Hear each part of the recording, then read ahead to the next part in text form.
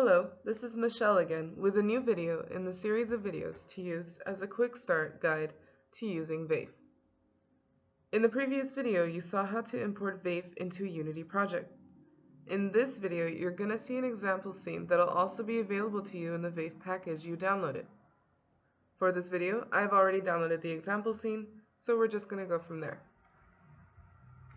When you open Unity project, you're with VAIF downloaded. It's a fresh new project. You're going to have to create what we call a timeline. A timeline consists of one or more conversations, and it represents the sequence of events in your scene and when they're going to be played. So how do you create a timeline? Well, first, you're going to need to create a game object. So in Unity, once you open the project, click on Game Object and create an empty one. Or you can just do a keyboard shortcut, Control-Shift-N. When you create a new game object, your inspector window will come up if you click on the object you created. I'm going to call it Timeline.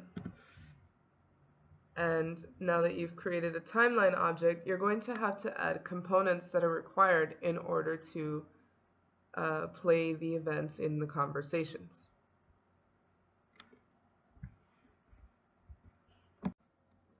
So once you click on Timeline, you'll be able to see the game object and all its components in the inspector window.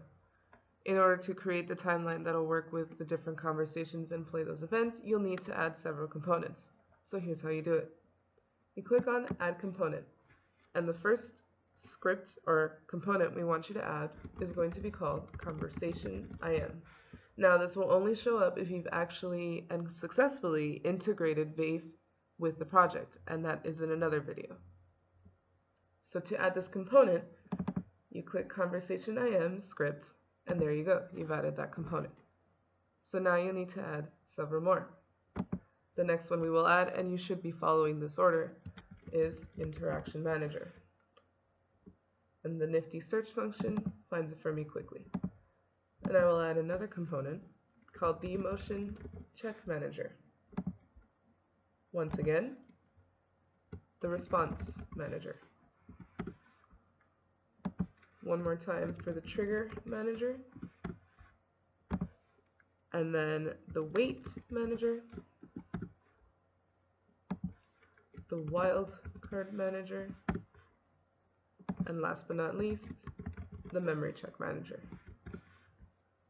Now that you've created a timeline, you're able to add conversations to it, and therefore events.